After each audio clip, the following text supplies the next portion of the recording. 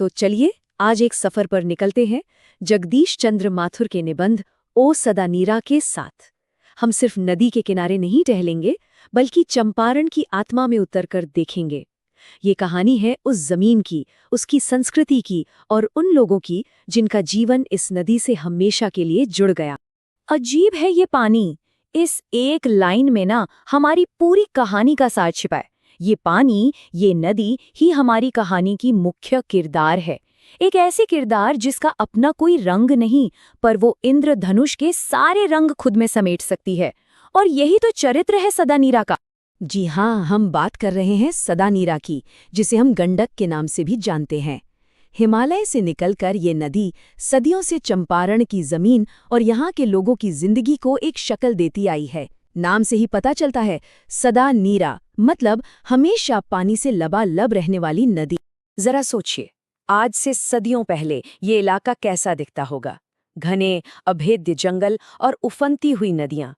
ये एक ऐसी जमीन थी जो जितनी खूबसूरत थी उतनी ही मुश्किल भी। और यही जंगल, यही नदी आने वाले इतिहास के सबसे बड़े गवाह बनने वाले थे। तो अब इस नदी के किनारे बसे गहरे इतिहास की परतें खोलते हैं। ये समझना बहुत जरूरी है कि ये इलाका कोई वीरान जंगल नहीं था, बल्कि बड़े बड़े साम्राज्यों और लड़ाइयों का मैदान रहा है। चंपारण की जमीन ने ना सत्ता के कई उतार चढ़ाव देखे हैं। जैसा कि ये टाइमलाइन दिखा रही है, 12वीं सदी में यहाँ कर्नाट वंश का राज था। फिर 1325 में तुगलक का हमला हुआ और सब कुछ बिखर गया। और फिर सदियों बाद अंग्रेज आए और कहानी ने एक बिल्कुल नया मोड़ ले लिया।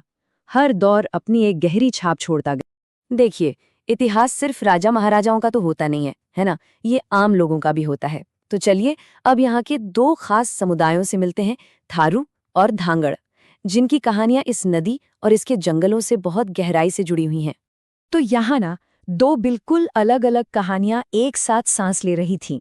एक तरफ थे थारू लोग जो कहते हैं कि राजस्थान से आए और जंगल को ही अपना सब कुछ बना लिया, वो यहाँ के मालिक थे। और दूसरी तरफ थे धांगड़, जिन्हें छोटा नागपुर से नील की खेती के लिए बंधुआ मजदूर बनाकर लाया गया था। एक की जमीन अपनी थी और दूसरे को उसकी जमीन पर मजदूर बना दिया गया। लेकिन ये सिर्फ सूखी जानकारी नहीं है, इनमें जान है। थारू लोगों की कला को ही देखिए। उनकी औरतें धान रखने के लिए रंग बिरंगी सींख की टोकरियां बनाती हैं। उनके घरों की दीवारों पर भी सुंदर चित्रकारी होती है। सोचिए कितनी खूबसूरती है रोजमर्रा के काम में भी। ये बारीकियां ही हमें बताती हैं कि ये कितनी जीवंत संस्कृतियां थीं। और अब हम पहुंचते हैं चंपारण के इतिहास के उस मोड़ पर जिसने यहाँ की हर चीज को हमेशा के लिए बदल दिया, महात्मा गांधी का आना। साल था 1917।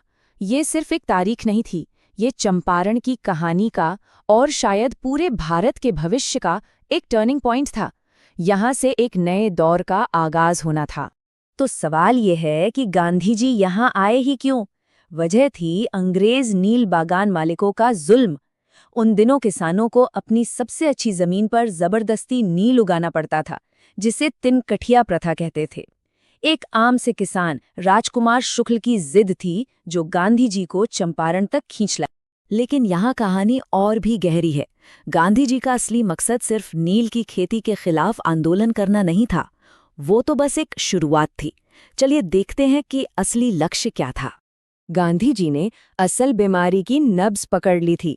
उन्होंने समझा कि असली गुलामी जंजीरों की नहीं, बल्कि उस डर की होती है जो दिलों में घर कर जाता है।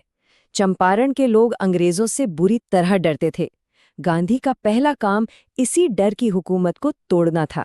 तो इस डर को भगाने का उनका हथियार क्या था? वो था ज्ञान, शिक्षा। गांधी जी को पक्का यकीन था कि असली ताकत सिर्फ और सिर्फ शिक्षा से ही आ सकती है। यही उनका मूल मंत्र था। और ये सिर्फ बड़ी बड़ी बातें नहीं थीं। गांधी जी ने फौरन काम शुरू कर दिया। उन्होंने चंपारण के 3 गांव में, बड़हरवा, मधुबन और भेतीहरवा में आश्रम स्कूल खोले। इन स्कूलों का मकसद सिर्फ किताबी ज्ञान देना नहीं था, बल्कि एक ऐसी पीढ़ी तैयार करना था जो निडर हो, जो आत्मनिर्भर हो और अपने हक के लिए आवाज उठा सके। चलिए अब कहानी को वर्तमान में लेकर आते हैं। निबंध में लेखक गंडक नदी की आज की हालत पर सोचते हैं और जो ये नदी पहले थी उससे आज की तुलना करते हैं। नदी तो वही है, पर उसके किनारे वो बिल्कुल बदल गए हैं। सोचिए, एक जमाना था जब यहाँ ऋषियों के आश्रम थे, घने जंगल थे, एक पवित्र जगह थी। और आज वो जंगल काट दिए गए हैं और नदी की वो शांति अब आधुनिक विकास के शोर में कहीं गुम हो गई है। लेखक बताते हैं कि कैसे नहरों और बड़े बड़े बांधों ने नदी के कुदरती बहाव को ही रोक दिया है, उसे बदल दिया है। हो सकता है कुछ लोगों के लिए ये तरक्की हो, पर यह हमारी सांस्कृतिक और कुदरती विरासत के एक बड़े नुकसान का भी इशारा है। और आखिर में लेखक हमें एक बहुत जरूरी सवाल के साथ छोड़ जाते हैं। जब वो जंगल ही नहीं रहे, वो आश्रम नहीं रहे, वो पवित्रता नहीं रही, तो अब सदा नीरा की आत्मा को हम ढूंढे तो ढूंढे कहाँ, किन यादों के सहारे उसे जिंदा रखें? ये एक ऐसा सवाल है जो तरक्की और प्रकृति के बीच हमारे आज के रिश्ते पर एक गहरा सवालिया निशान लगाता है। आप लोगों को चैप्टर कैसा लगा? पसंद तो आ गया होगा समरी। चलिए इसका क्वेश्चन प्रैक्टिस किया जाए। जाना नहीं है, लास्ट तक क्वेश्चन प्रैक्टिस करना है। फिर उसके बाद में कमेंट में बताइएगा लोग कितना आपका किसका कितना कितना सही हुआ, ठीक है? चलो नंबर 1 से स्टार्ट करते हैं। ओ सदा नीरा शीर्षक के निबंधकार का नाम क्या है? तो वो सदा नीरा किसके द्वारा लिखा गया है? तो इसके निबंधकार का नाम बताओ। कमेंट बॉक्स में सब कोई आंसर बताते चलो। ऑप्शन नंबर ए, ओ सदा नीरा, ठीक है। जगदीश चंद्र माथुर जी का है। जगदीश चंद्र माथुर का जन्म कब हुआ था? जगदीश चंद्र माथुर का जन्म, देखो ये कहानी में हम लोग किसके बारे में पढ़े हैं लोग? चंपारण के बारे में। तो चंपारण सत्याग्रह कब हुआ था? तो 1917 में। तो इसका राइट आंसर मतलब हम ऐसे सोच के ट्रिक से याद कर लो कि 16 जुलाई 1917, 1917 जहाँ दिया हो वहाँ पे टिक मार देना। चलो 3 नंबर, जगदीश चंद्र माथुर का निधन कब हुआ था? निधन कब हुआ था? तो जब पूछेगा जगदीश चंद्र माथुर जी का निधन, तो 1978 में। अब देखो 78 में उनका जन्म हुआ और 1917 में जन्म हुआ। 1978 में हमारे 61 साल का उनका पूरा जिंदगी था। तो 61 साल अपने बढ़ा के जोड़ जोड़ के कर लें तो 78, 1978 14 मई 1978 को उनका निधन हुआ था, ठीक है। चलो आगे बढ़ो। 4 नंबर, जगदीश चंद्र माथुर का जन्म हुआ कहाँ था? तो जगदीश चंद्र माथुर जी का जो जन्म था वो कहाँ हुआ था? तो ये शाहजहांपुर उत्तर प्रदेश में हुआ था। उत्तर प्रदेश में, लेकिन वो सबसे अधिक रहे कहाँ थे, ख्याति उनकी कहाँ से पाई? तो बिहार से पाए थे, ठीक है। आगे बढ़ो। जगदीश चंद्र माथुर का कौन सा पुरस्कार नहीं मिला था? जगदीश चंद्र माथुर को पूछ रहा है, जगदीश चंद्र माथुर को कौन सा पुरस्कार नहीं मिला था? इसको ध्यान रखना, नहीं बोल रहा है, नहीं। तो जगदीश चंद्र माथुर को भारतीय ज्ञानपीठ पुरस्कार जो होता है ना, ये नहीं मिला था, ठीक है। चलो 6 नंबर, कौन सी एकांकी, कौन सी एकांकी जगदीश चंद्र माथुर की नहीं, जगदीश चंद्र माथुर ने नहीं लिखी है? तो कौन सी एकांकी जब पूछेगा तो उसके लिए तुम बता सकते हो कि आषाढ़ के, एक सेकंड, आषाढ़ का एक दिन लोहा सिंह, ये दो जो है ना वो उनकी एकांकी नहीं है, ठीक है। यहाँ पे नहीं ध्यान रखना, नहीं ध्यान रखना। आगे बढ़ो। आगे जब क्वेश्चन बोल रहा है कि ब्रिजभुन बहुजन संप्रेषण के माध्यम से पुस्तक किसने लिखी है? तो ये जो बहुजन संप्रेषण है, संप्रेषण वो के माध्यम, बहुजन संप्रेषण के माध्यम, ये पुस्तक किसने लिखी है? ये लिखे हैं माथुर जी ने, ठीक है, जगदीश चंद्र माथुर। चलो, परांपशील नाट्य, ये जो परांपशील नाट्य है ये पुस्तक किसने लिखी है? तो ये भी किसने लिखे हैं? जगदीश चंद्र माथुर जी ने लिखे हैं, ठीक है। चलो आगे बढ़ो। वसुंधरा भोगी मानव, वसुंधरा भोगी मानव और अधर्म मानव, ये एक ही सिक्के के दो पहलू हैं। किस पाठ से आया है? तो ये किस पाठ से आया है हमारा? तो ये आया है ओ सदा नीरा पाठ से, ठीक है। चलो आगे बढ़ो। धांगड़ शब्द का ओरवा, धांगड़ शब्द का अर्थ ओराव भाषा में क्या है? तो धांगड़ शब्द का जो अर्थ होता है ओराव भाषा में, वो होता है भाड़े का मजदूर, ठीक है। चलो, चंपारण में गांधी जी के चमत्कार की कथा किसने लिखी थी? तो चंपारण में जो गांधी जी के जो चमत्कार था उसकी कथा किसने लिखी थी? कमेंट बॉक्स में बताओ। तो इसका आंसर राजेंद्र प्रसाद जी ने, ठीक है। ये बताओ भारत के प्रथम राष्ट्रपति कौन थे? कमेंट बॉक्स में बताओ। किस पार्ट से में आया है, ये किस पार्ट में आया है, किस पार्ट में आया है? कैसी है चंपारण की भूमि, मानो अपनी प्रवृत्ति के हाथों अपनी बड़ी निधियों को सौंपने के लिए प्रस्तुत रहती है। तो ये किस पार्ट से आया है? तो ये हमारे आया है ओ सदानीरा से, ठीक है। आगे बढ़ो। 13 नंबर, वैशाली महोत्सव के, वैशाली महोत्सव के प्रतिवर्ष आयोजन किसने प्रारंभ करवाया? तो वैशाली महोत्सव का प्रतिवर्ष आयोजन किसने करवाया था? तो 13 का आंसर क्या हो जाएगा? जल्दी बताओ। तो ये माथुर जी, जो जगदीश चंद्र माथुर थे ना, वहीं करवाए थे, ठीक है। चलो 14 नंबर, मन कैसा ताल है? तो मन एक गहरा, छोटा और विशाल, उथले, छिछले या फिर गहरे या विशाल। तो 14 का राइट आंसर हमारा हो जाएगा ये जो ऑप्शन नंबर डी दिख रहा है ना, गहरे एवं विशाल, ये वाला है। ठीक है, चलो आगे बढ़ो। चौर कैसा ताल है? चौर उछले ताल है, चौड़े ताल है, गहरे ताल है या फिर लबालब ताल है? तो चौर होता है, कौन कौन इसमें से ग्रामीण इलाका से बताओ। चौरा जानता है लो, जहाँ पे जो थोड़ा सा पानी टाइप का होता है ना, ज्यादा गाढ़ा होता है। ऐसे जो एक होता है जो बहुत गाढ़ा होता है, ठीक है, एक होता है ये वाला जो बहुत गाढ़ा होता है, एक होता है जो नॉर्मल गाढ़ा टाइप का, मतलब ज्यादा गहरा नहीं होता है, हल्का हल्का पानी टाइप का लगता है। तो उसको क्या बोलते हैं? कमेंट बॉक्स में ऑप्शन आंसर बताओ। जो 15 का आंसर होगा, इसको उछले उछले बोलते हैं ना, उथले उथले, पूरा गहरा नहीं होता है, ऊपर से हल्का हल्का होता है, पानी टाइप का छिछला होता है, उसको चौर बोलते हैं। सदा नीरा शब्द का अर्थ बताएं। जो ये सदा नीरा शब्द है, इसका अर्थ क्या होगा? सदा और नीरा दो गो शब्द से मिलकर बना है। अब इतना हम तोड़ दिया, आगे तुम बताओ। सदा नीरा शब्द का अर्थ क्या होता है? तो ये जल से सदैव परिपूर्ण नदी। सदा का होता है सदैव, सदा का सदैव, और नीरा का नदी। तो जल से सदैव परिपूर्ण नदी। ठीक है, चलो 17 नंबर। ओ सदा नीरा शीर्षक निबंध के पुस्तक किस पुस्तक से उद्दित है? तो ये ओ सदा नीरा है, ये किस पुस्तक से लिया गया है? तो 17 का सही आंसर क्या हो जाएगा? बोलते क्षण से। ठीक है, बोलते क्षण से। ओ करके हम लोग बोलते हैं ना, ओ सदा, ओ सदा। तो ऊ से ओ क्या कर रहे हैं, बोल रहे हैं, तो इससे हमारा याद कर लेना कि बोलते टाइम ओ करते हैं, तो ओ सदा नीरा बोलते क्षण से। ठीक है, चलो 18 नंबर। सदा नीरा किस नदी से निमित्त बनाकर लिखा गया है? सदा नीरा जो है, ये सदा नीरा किस नदी से निमित्त बनाकर लिखा गया है? तो ये गंगा से, गंडक से, यमुना से, नर्मदा से। तो ये हमारा जो गंडक नदी है ना, एक सेकंड, हाँ गंडक नदी। तो गंडक नदी से बना गया है। यहाँ पे पश्चिम चंपारण से कौन कौन है, ये तो कमेंट बॉक्स में बता दो। पश्चिम चंपारण से कौन कौन है? ओ सदा नीरा शीर्षक का संबंध किस विद्या से है? ओ सदा नीरा जो शीर्षक है, इसका संबंध किस विद्या से है? तो यह एक कौन सी है? निबंध है। ठीक है, ओ सदा नीरा शीर्षक, एक सेकंड, ओ सदा नीरा शीर्षक पाठ के किस महापुरुष की चर्चा की गई है? तो ये किस महापुरुष की चर्चा की गई है? तो यहाँ पे हमारे जो गांधी जी थे, उनके बारे में चर्चा किया गया है। ठीक है, गांधी जी के बारे में। चलो, तिनकटिया प्रथा का संबंध कहाँ से है? तो मतलब तिनकटिया प्रथा का संबंध है किससे? ईंख से, या फिर तंबाकू से, या फिर मसाला से, या फिर नील से। तो ये हमारा हो जाएगा नील से। ठीक है, पढ़ई नदी कहाँ तक जाती है? जो ये पढ़ई पढ़ई नदी है, ये कहाँ तक जाती है? तो ये जो पढ़ई नदी है, ये भीखनाथोरी जो ये भीखनाथोरी है, वहां तक जाती है। बजाज कहाँ बन रहा था? वहाँ बजाज कहाँ बन रहा था? तो 23 का राइट आंसर क्या हो जाएगा, जल्दी बताओ। तो ये भैंसा लोटन, जो भैंसा लोटन है, उधर थोरी साइड में, उधर ही बनता है। वाल्मीकि नगर साइड में जो भैंसा लोटन है, उधर ही बजाज वजाज कहाँ बन रहा था? तो वहां बन रहा था। ठीक है, मेरठ के महंत ने महात्मा गांधी जी को शरण दिया? तो एक जामुन के पेड़ के एक मठ में, एक जामुन के पेड़ के नीचे, एक झोपड़ी में, एक महुए के पेड़ के नीचे दिए थे। ठीक है, लेकिन वो भी जो वहाँ का शासक था एमन, वो आके जला दिया था। ठीक है, मतलब वहाँ का जो चांसलर था, बोल सकते हैं ब्रिटिश चांसलर, वो एमन जो था, वो आकर के जला दिया था। चलो 25 नंबर। कंटाट वंश के राजा हरि सिंह का किसका मुकाबला करना पड़ा था? तो कंटाट वंश के जो राजा हरि सिंह थे, उनको मुकाबला करना था गयासुद्दीन तुगलक, नादिर शाह, अलाउद्दीन खिलजी, या फिर कुतुबुद्दीन ऐबक। तो 25 का राइट आंसर क्या हो जाएगा?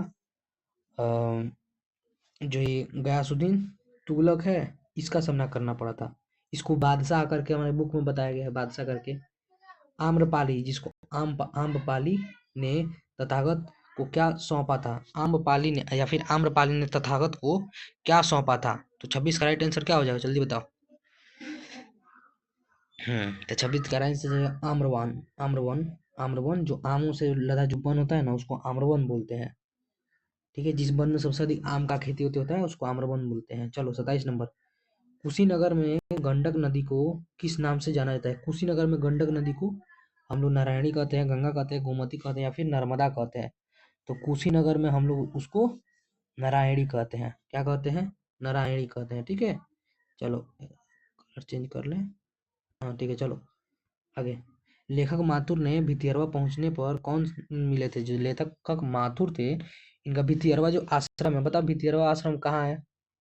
भितियरवा आश्रम जो है वहां पे पहुंचने पर कौन मिले थे इनसे? भितियरवा जो आश्रम है ना, पहुंचने पर इनको लेखक माथुर को कौन मिले थे? तो 28 का राइट आंसर क्या हो जाएगा?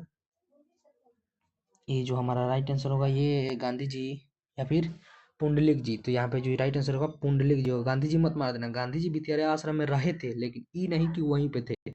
पुंडलिक जी मिले थे, ठीक है। चंपारण सत्याग्रह किस सन आया था?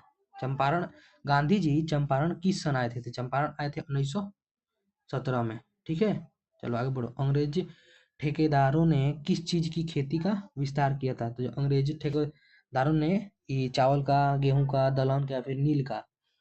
तो गांधी जी बाहर मतलब आए थे गांधी जो आए थे वो किस चीज के लिए आए थे यहाँ पे? तो वो आए थे चंपारण में नील को खेती ज्यादा और तिनकटिया प्रणाली को रोकने के लिए वो आए थे। तो वो किस चीज का खेती हो रहा था? तो नील का। चलो रामपुरवा कहाँ है? तो 31 का राइट आंसर हमारा क्या हो जाएगा? तो ये जो पहले ही है भितियरवा आश्रम जो है भितियरवा, उसके पास है रामपुर, ठीक है। चलो गंडक एक सेकंड। गंडक नदी का जल सदियों से गंडक नदी का जल सदियों से शांत रहा है, चंचल रहा है, गर्म रहा है या फिर ठंडा रहा है? तो 32 का राइट आंसर क्या हो जाएगा? तो ये चंचल रहा है। क्या रहा है? चंचल रहा है। चलो आगे बढ़ो। वसुधरा वसुधरा भोगी मानव और धर्माध मानव एक ही सिक्के के दो पहलू हैं। यह पंक्ति किस पाठ से उद्दित है? तो ये हमारे जो अच्छा किसके पंक्ति से लिया गया है? तो ये पंक्ति किसके पंक्ति से लिया गया है, किसने लिखा है? तो इसका राइट आंसर क्या हो जाएगा? अभी हम पढ़ किसके बारे में रहे हैं? जगदीश चंद्र माथुर के बारे में, ठीक है। तो उन्हीं द्वारा लिखा गया है। गांधी जी की झोपड़ी को डैश ने जला दिया था? तो किसने? एमन, हम बताए थे एमन साहब के कर्मचारियों ने एमन बोले थे ना, उसने जला दिया था। बताओ ये जो झोपड़ी था वो था कहाँ? तो वो जो थी महुआ का पेड़ था उसके नीचे था। किसने दिया था? इसको कमेंट बॉक्स में बताओ। किसने वहां पे शरण इनको दिलाया था? मतलब वहां पे रहने के लिए कौन महुआ के पेड़ के नीचे इनका लगवाया था, ठीक है। खटिया बिछा के गांधी जी सो गए थे वहीं पे। चलो 35 नंबर बताओ। क्वेश्चन क्या पूछ रहा है देखो। पूछ रहा है सरियामन ताल का जल कैसा था? तो कैसा है? तो सरियामन जो जाल है, जंगल है, उसका जल कैसा है? तो सरियामन जंगल का जल स्थिर। कहाँ है जी? हाँ, स्थिर है, ठीक है। चलो आगे। दक्षिण बिहार के गया जिले से किस जाति के लोग को चंपारण में नील की खेती के लिए लाया गया था? तो दक्षिण बिहार था, दक्षिण बिहार से सबसे अधिक ब्राह्मण, क्षत्रिय, कुम्हार या फिर भूइया। तो यहाँ पे ब्राह्मण जाति को तो लाया नहीं गया था, ये तो कट गया। कुम्हार जाति को लाया नहीं गया था, क्षत्रिय जाति तो आते नहीं, निपटा देते सबको। तो यहाँ पे किसको लाया गया था? तो यहाँ पे लाया गया था भूइया जाति को, ठीक है। चलो। ओ सदा नीरा शीर्षक पाठ के अनुसार सुल्तान ने घोड़े से उतरकर किस पर आघात किया? तो ओ सदा नीरा में जो सुल्तान था वो घोड़े से उतरकर पीपल के तने, विशाल विपट के तने या फिर सौगान के तने या फिर किस चीज पे किया था? तो इसका जो राइट आंसर हो जाएगा ये जो सी नंबर दिख रहा है ना, विशाल विपट के तने पर, ये वाला सही आंसर होगा, ठीक है। ओ सदा नीरा शीर्षक पाठ के अनुसार सन 1962 की बाढ़ का दृश्य जिन्होंने देखा, उन्हें रामचरितमानस के में किसके क्रोध रूपी नदी की बाढ़ याद आई होगी? तो ये किसके क्रोध रूपी नदी का बाढ़ याद आ गई जो 1962 का था? तो ये सबसे अधिक रामायण में सबसे ज्यादा क्रोधी वाले थे कौन? भरत जी थे, नहीं गलत बात। राम जी थे, ये भी गलत बात। कैकई कैकई, हाँ। तो 38 का जो हमारा राइट आंसर हो जाएगा वो क्या हो जाएगा? 38 का जो राइट आंसर है कैकई, कैकई थी। लक्ष्मण जी के बारे में नहीं वहां पे पूछा गया, कैकई के बारे में ध्यान रखिएगा।